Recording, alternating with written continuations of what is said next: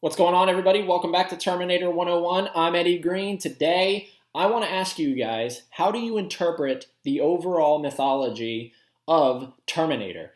I actually have it in my phone here. I have a whole memo pad dedicated to notes and stuff that I want to talk about at some point. And one of them, this will just come to me like in the middle of the night. I'll be sleeping or about to go to sleep, and an idea will pop into my head and I go to my phone, I write it down so I don't forget it because I may not be able to get to it, for a few days. But anyways, I wrote down word for word, because we're dealing with a story and a saga involving time travel, people interpret it many different ways versus a franchise that deals strictly in the present and in the present only, no time travel included. So that is what I wanted to ask you guys. How do you look at and think of this saga? I do know that there are a lot of people who, for example, in case you're not, really getting what I'm going for here and what I'm talking about, a lot of people think of this story, Terminator 1 and 2, as taking place on one timeline, right? So a single timeline, the present, right? And that, anything that happened before 1984 leading up to 1984, right? And then you have the time. So, but the thing that I've never understood with people who do look at it as all happening on one timeline is how do you explain where anything came from in the future, right? Because it just doesn't make sense that way. The way I interpret it and the way I look at it is there are two timelines, timeline A and timeline B, and everything predominantly, for the most part, in the first two films take place on timeline B. So we have to assume as the audience, we have to kind of create the backstory. And this is one thing that I love so much about James Cameron and what he did with those films, not going to, timeline A, as I call it, or to the future, or whatever you want to say, too much. He would always give us a glimpse, where a specific character came from, for example, Kyle Reese, he would give us a glimpse, but he wouldn't focus on it. They were very present day stories, but you as the audience had to kind of create your own backstory.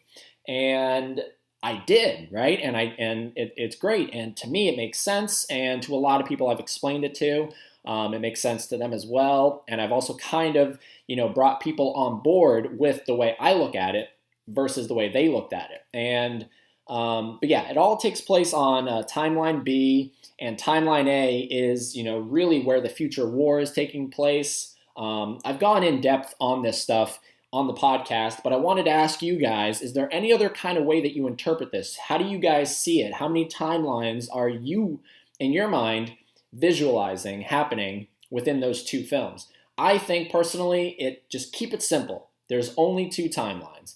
And the stakes that are involved on timeline B are big, right? Because if they were to theoretically have killed Sarah in the first film or John in the second film, you have to imagine that, okay, we're in a science fiction world, so the effects that happen on timeline B translate to timeline A. So John Connor would be wiped off the face of the earth, right? The Resistance would be wiped off the face of the earth, which is obviously what Skynet wants. That's their ultimate goal.